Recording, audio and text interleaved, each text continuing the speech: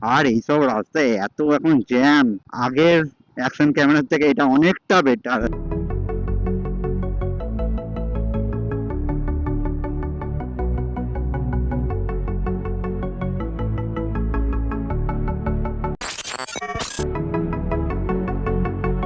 তোমাদের সকলকে স্বাগত আর একটা নতুন ব্লগে। তো আগের ব্লগে তোমরা দেখেছো আমি নিয়েছিলাম নতুন DJI অ্যাকশন 4টা। তো এই ব্লগে তোমরা দেখবে এবারে আমার পুরো মোটো ব্লগ সেট আপটা। দেখো, অ্যাকশন ক্যামেরা নেওয়ার পর আগে গুরুত্বপূর্ণ কাজ হলো ক্যামেরাটাকে সেফ ভাবে রাখা। এই জন্য আমি অ্যামাজন থেকে অর্ডার করে দিয়েছিলাম এই বক্সটা, যেটা আমি DJI স্টিকারটা এখানে লাগিয়ে দিয়েছি। আর এর মধ্যে আমার অ্যাকশন ক্যামেরাটা প্রপারলি ভাবে সেভ আছে। এখন তোমাদের আগে বলি আমি DJI অ্যাকশন 4টা কেন চুজ করলাম, কারণ বাজেটের মধ্যে এটা থাকা একদম। কারণ DJI অ্যাকশন 6 বেরিয়ে গেছে, সেটা অনেকটাই দামি এখন। এখানে সব থেকে বড় কথা, লো লাইট পারফরমেন্সটা এখানে ওপরের তুলনায় DJI অ্যাকশন 4 অনেকটাই বেটার।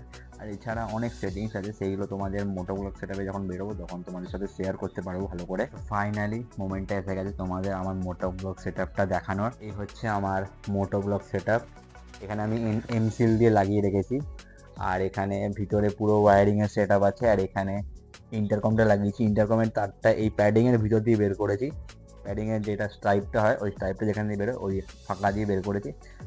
আর এই হচ্ছে লুক পুরো। আর কেমন লাগছে হেলমেটটা তোমরা অবশ্যই কমেন্টে জানাবে। তো আজকে এই মোটো ব্লগ সেটআপটারই পুরো টেস্ট করবো, মাইক থেকে শুরু করে ভিডিও কতখানি নিচ্ছে আমার ভিডিওটা পুরোটাই টেস্ট করবো। তো চলো একটু পরে খেয়ে দিয়ে চান করে বেরোবো, কারণ এখন ঘড়িতে বাজে 1টা বাজতে যায় পুরো। চলো বন্ধু, এবারে সুইচ করা যাক মোটো ব্লগ সেটআপটায়। তো ফাইনালি বেরিয়ে পড়েছি।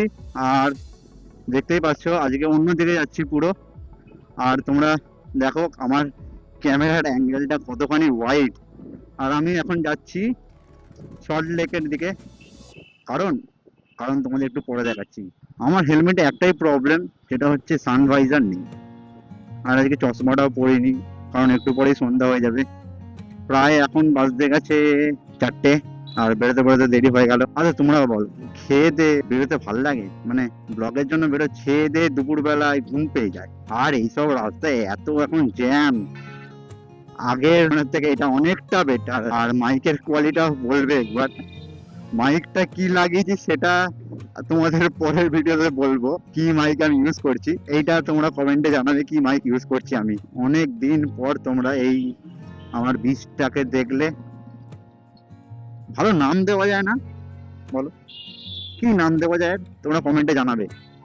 আমি তো নাম বুঝতে পারছি না কি নাম দেওয়া যায়, তাই বিস্ট বলে দিলাম হালকা করে। আর এখন আমি এসে গেছি সালকেয়াতে। সালকেয়া থেকে এখন আমি কৌস্তবকে পিক আপ করবো, চলে যাবো ডান দিকে। কৌস্তবকে নিয়ে এখন বেরিয়ে পড়েছি। এখন যাচ্ছি হাওড়া ব্রিজের দিকে। আর এই সাইডে আমি এই বছরে মানে জানুয়ারিতে মিনিমাম কম করে গেছি ধরে নাও 5 থেকে 6 8 বার 9 বার চলে গেছি হাওড়া ব্রিজের ওইদিকে। সল্ট লেকে চলে গেছি 3 4 বার, সরি 2 বার। আর হাওড়ার দিকে মিনিমাম 8 বার, তাও বা জানুয়ারি মাসে। কেন? কেন হচ্ছে ম্যারাথনের জন্য। কারণ তোমরা দেখেছো আমি একটা ব্লগ ম্যারাথনে দিয়েছি, বাদ বাকি আরো দুটো দৌড়ানো হয়ে গেছে। তো বিপ নাম্বার আনতে গেছিলাম, আর ম্যারাথন দৌড়ানো আসা যাওয়া নিয়ে সব নিয়ে আমার 8 9 বার হয়েই গেছে এই সাইডে এসছি। আর এই সাইডে আমি প্রথমবার মোটো ব্লগ করছি। এখন তোমরা দেখতেই পাচ্ছ আমরা এসে গেছি হাওড়া ব্রিজে। জন্মের জ্যাম, যখনই হাওড়া ব্রিজ দিয়ে যাই তখনই জ্যাম। ওর 4টেই হোক, সন্ধ্যাবেলাই হোক, বিকেলবেলাই হোক, আর সকালবেলাই হোক। আমার এটা ভালো লাগে, অনেক দিন পর তোমাদের সাথে কথা বলছি। আর অনেক দিন পর মোটো ব্লগ করছি, মানে এতদিন করতে পারিনি। মানে করতে পারবো কি পারবো না মাইকের জন্য এত মানে ডিমোটিভেট হয়ে গেছিলাম। তারপরে সত্যি কথা বলতে কৌস্তব আমার মা বাবা হেল্প করেছে ক্যামেরার জন্য। আর কৌস্তব বলেছে ভিডিও করে যা, ও ভিডিওটা দেখলে বলবে আমার নাম নিচ্ছে। দুটো মিরর তোমরা দেখতে পাচ্ছ, যেটা তোমরা আগে অ্যাকশন ক্যামেরাতে একটা মিররে দেখতে পেতো না, অনেক বড় ব্যাপার। এখন দুটো মিরর। আই থিঙ্ক বাইরের আওয়াজ কোনো আসছেই না, কারণ আমি তো বুঝতে পারবো না। আমি যতক্ষণ না কম্পিউটারে নেবো ততক্ষণ আমি বুঝতে পারবো না। আর তোমরা অবশ্যই কমেন্টে জানাবে কেমন আমার সাউন্ডের কোয়ালিটি আসছে। তো এখন আছি আমরা বিধাননগর এসে গেছি, আর এখান থেকে 6 মিনিট দেখাচ্ছে ঘড়ি, মানে 2 কিলোমিটার। এখানকার রাস্তাগুলো খুবই ভালো। আর বলো এখন মাইকের কোয়ালিটি, মানে আমার সাউন্ড কোয়ালিটি কেমন আসছে, কারণ আমি এখন ভাইজার খুলে কথা বলছি। আই থিঙ্ক ভালো আসছে, না ভালো আসলেও ওটা আমাকে রাখতে হবে। এটা তোমাদের কাছে আমি সাবমিট করলাম, কেমন মাইকের কোয়ালিটি দিচ্ছে তোমরা আমাকে জানাও। হেলমেটের ভাইজারটা বন্ধ করে কথা বলি তোমাদের সাথে এবার কেমন সাউন্ড কোয়ালিটি তোমরা এবার কমেন্টে জানাও। এটা তোমাদের হাতে সাবমিট করছি, একই কথা বারবার বলছি কারণ আমি তো বুঝতে পারছি না এখন। না, হ্যালো হ্যালো হ্যালো, এখন কেমন অডিও কোয়ালিটি দিচ্ছে তোমরা বলো।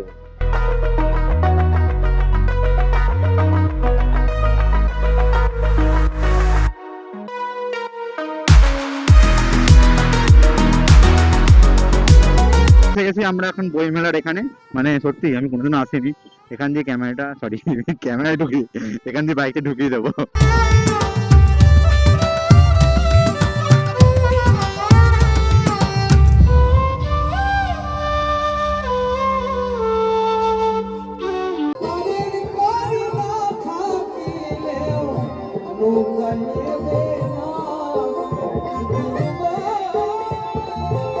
A few moments later.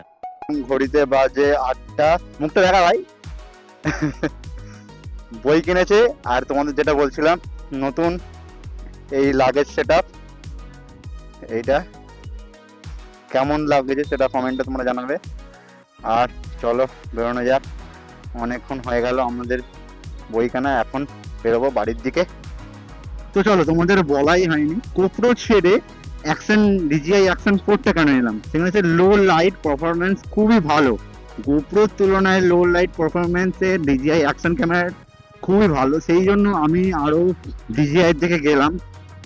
তোমরা বুঝতেই পারছো মানে কতটা লাইট আছে, রাস্তা মোটামুটি অন্ধকার, অন্ধকার একদম বলবো না, মোটামুটি অন্ধকার, তার মধ্যে দেখতেই পাচ্ছ কতটা আমার দিচ্ছে ফুটেজ। আর এই ব্লগটা বানানোর মেইন উদ্দেশ্য ছিল আমার ক্যামেরার কোয়ালিটি আর মাইকটা। আগে ভিডিও তোমরা যারা দেখে তারা জানো কেমন কোয়ালিটি দিচ্ছিল আমার। ভিডিওটা ভালো লাগলে অবশ্যই লাইক শেয়ার কমেন্ট করবে। আর তোমরা কারা কারা বই মেলাতে এসছো, কটা বই কিনেছো সেটা অবশ্যই কমেন্টে জানাবে। হ্যালো 1 2 3 4, আমি এখন বাড়ি যাচ্ছি। ঘড়িতে বাজে এখন 9টা, আর আমরা এসে গেছি হাওড়া ব্রিজে। আবার ভিডিওটা ভাবলাম এখানেই শেষ করি। তো দেখা হচ্ছে নেক্সট ভিডিওতে। তখন এই ভিডিওটা লাইক শেয়ার কমেন্ট করে দাও একটু। চলো বাই।